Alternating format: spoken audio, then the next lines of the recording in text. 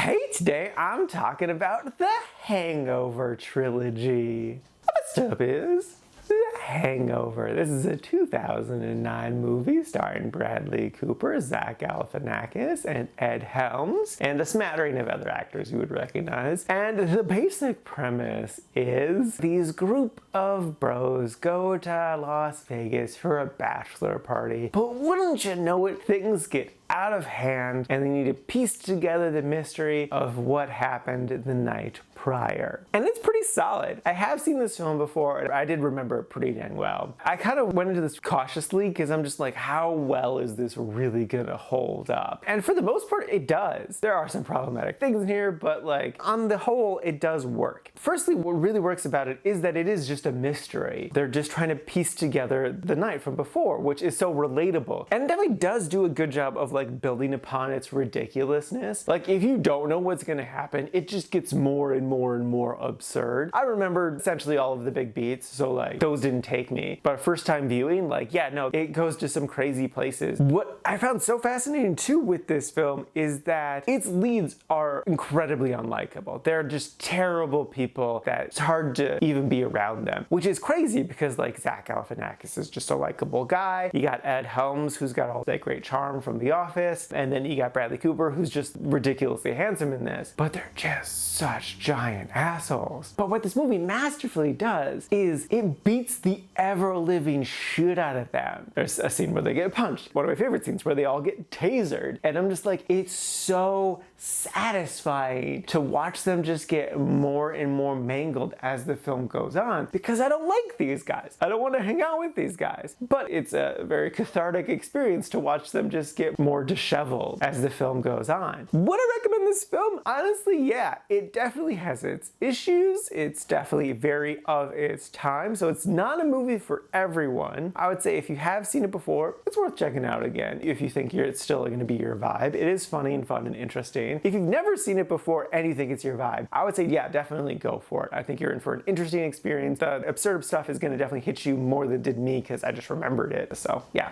it was good and cautiously worth a watch.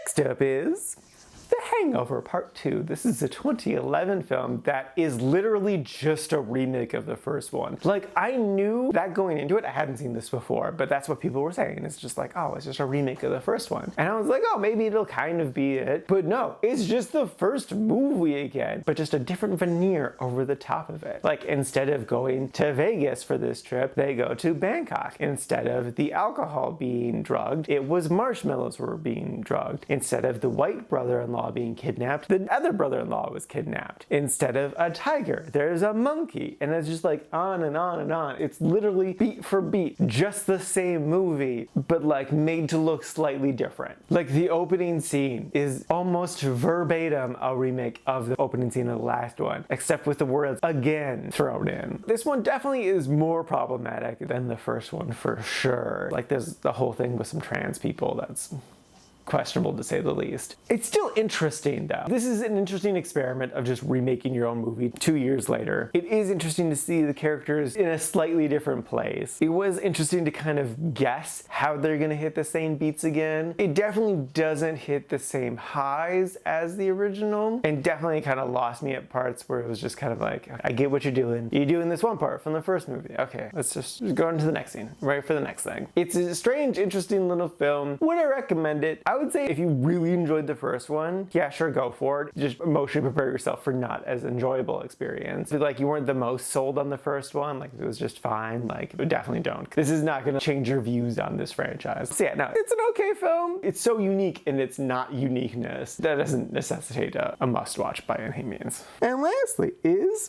The Hangover Part III. This is a 2013 film and not a remake of the first one or the second one. I mean, there are similar-esque beats, but like, nah, it's really its own thing. The wolf pack is brought together one more time for one last adventure, and it's pretty good. It's definitely a step up from Part 2 for sure, but it was still a bit hard at times because the film focused more so on my least favorite character character, Ken Jeong's character, he's just way too much, really offensive. I just want him to settle down all the time. Well, he won't, and he's just always going. I think had they like toned him down a bit, I could have enjoyed it more. Or like what I really was hoping for was more of the wives' involvement, especially because you have such great actors in the supporting roles. Because you got Gillian Vigman, she always pops up in everything. It's just like nice to see her. But then also Jamie Chung, who, as terrible as the Dragon Ball movie was, she was my favorite part of it, and I want to see her in more because she is really good and really charming. It's just like such a missed opportunity to use her here. I do like Heather Graham came back. She was definitely an underutilized part of the first one, so it would have been cool to have even more with her, but I am glad that we got at least what we got. So yeah, it is an interesting little film. Would I recommend it? If you watched the first two, yeah, finish off the trilogy. It definitely ends on a higher note than what 2 is. It does not hit the heights of the original, but it did course correct a bit, for sure. If you watched the first one and you didn't really want to watch the second one, you can watch this one. You can just skip over the second one. That's fine. It's still going to be a downgrade from the first one, but it's not going to go as low as the second one. So yeah, it's an interesting little film that I would sort of kind of recommend.